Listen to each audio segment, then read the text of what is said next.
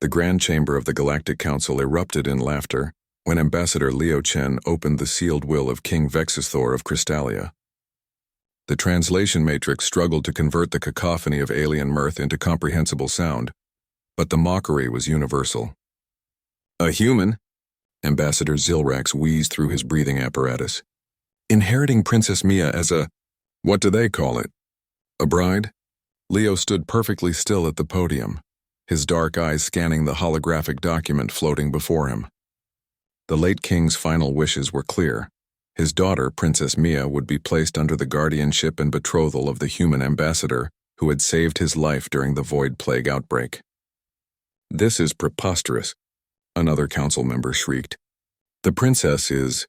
well, everyone knows what she is." Leo had heard the rumors. Princess Mia was considered the ugliest being in the known galaxy. Her appearance had been the subject of jokes across 17 star systems. Suitors who glimpsed her portrait had fled screaming. Some claimed her face could crack Durasteel. Others whispered that her visage had driven 3 telepathic observers to voluntary memory wipes. "The king must have gone mad in his final days," Councillor Thexim muttered. "Why else would he curse the human with such a burden?" Leo folded his hands behind his back. "I accept King Vexthor's will. When may I meet Princess Mia?" The laughter intensified. Several ambassadors clutched their various appendages in amusement. One delegate laughed so hard they had to be escorted out for emergency respiration.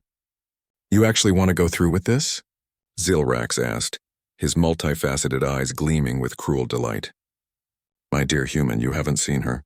No one has, not in years. She's been kept in the Crystal Tower, hidden away so her appearance wouldn't traumatize visiting dignitaries." "Nevertheless," Leo said calmly, "I gave King Vexthor my word that I would honor his wishes, whatever they might be. A human's word is binding." The council dissolved into fresh waves of mockery, but Leo simply waited. Eventually, clearance was granted and he was escorted to Crystalia's moonbase, where the infamous Crystal Tower pierced the violet sky. The tower was magnificent, built from the living crystal that gave Crystalia its name. It hummed with an internal luminescence, casting rainbow shadows across the desolate lunar landscape. Guards stationed at the entrance gave Leo pitying looks as they unsealed the massive doors. "She's at the top," one guard said. "Good luck, human."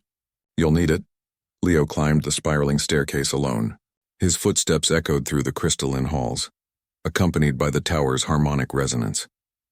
He thought about King Vexthor, the brilliant scientist monarch who had worked alongside him during the plague crisis. The king had been wise, compassionate, and deliberate in all things. There had to be a reason for this strange bequest. At the tower's peak, Leo found a door made of frosted crystal. He knocked gently. "Go away," came a voice from within. It was soft, musical, and utterly human in its emotion. "I know what you've come for. You can tell the council I release you from this obligation. No one should be forced to marry a monster." "Princess Mia," Leo said carefully. "May I come in?" There was a long silence. "Then do what you want. Everyone else does." Leo entered the chamber and stopped, his breath catching. The room was filled with incredible artwork.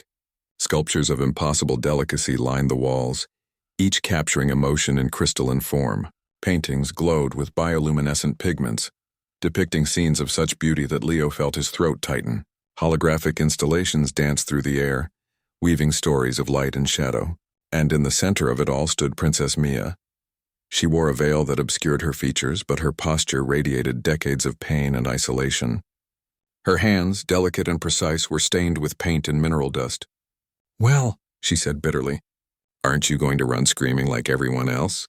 Leo walked slowly around the room, examining each piece of art. "Did you create all of this? What does it matter?" Mia's voice cracked. "I'm still hideous. That's all anyone ever sees. May I see your face, princess?" "No!" The word was sharp with hurt. "I won't subject you to that. Just leave, please. Tell them the human was smart enough to refuse the monster princess." Leo moved closer, his voice gentle but firm. "Princess Mia, your father saved my life during the plague by sharing his people's immunity research. He could have kept it for Crystalia alone, but he didn't. He believed in cooperation, in looking beyond surface differences." He paused. "I don't think he was mad. I think he knew exactly what he was doing." Slowly, hesitantly, Mia reached up and removed her veil, Leo stared. Princess Mia had 2 eyes, just like a human. A nose, a mouth, skin that varied in tone. Not the uniform crystalline complexion of her species. Hair that fell in soft waves rather than growing in geometric patterns. By Crystallian standards, she was a nightmare of asymmetry and unpredictability. By human standards, she was beautiful. Leo breathed, you're human. Or at least you look human. Tears streamed down Mia's face. I'm a genetic anomaly. My mother was from a humanoid species that could interbreed with Crystallians. The combination created this. My father loved me, but everyone else? She choked on the words. Everyone else sees a freak.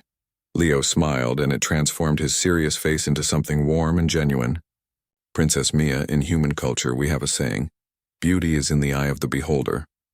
He gestured at her artwork. Your father knew that humans would see you differently. Not as a monster, but as one of us. You don't think I'm ugly? I think you're extraordinary, Leo said honestly. And I think your father was the wisest being I've ever known. When Leo and Mia descended from the Crystal Tower together 3 days later, the Galactic Council assembled to witness what they assumed would be the humans' formal rejection of his inheritance. Instead, they watched in stunned silence as Leo and Mia stood before them hand in hand. We will be married according to both human and Crystallian customs, Leo announced. And Princess Mia will serve as Crystallia's new ambassador to Earth. The council erupted not in laughter this time, but in chaos. Councilors demanded explanations, questioned the legitimacy, and protested the arrangement. Mia removed her veil before them all. The chamber fell silent. My father taught me that true vision requires seeing with more than eyes, she said, her voice steady and strong. Humanity understands this. Perhaps it's time the Galactic Council learned the same lesson. As they left the chamber together, Leo leaned close to Mia. Ready to show the galaxy what humanity's really about? Mia squeezed his hand, her smile brighter than any crystalline structure. With you? Always. Behind them, the council remained in shocked silence, forced to confront an uncomfortable truth. Maybe humans understood beauty better than species that had perfected it. Maybe the ugly princess and her human guardian would teach the galaxy that differences weren't defects. Maybe King Vexthor had been wiser than any of them knew.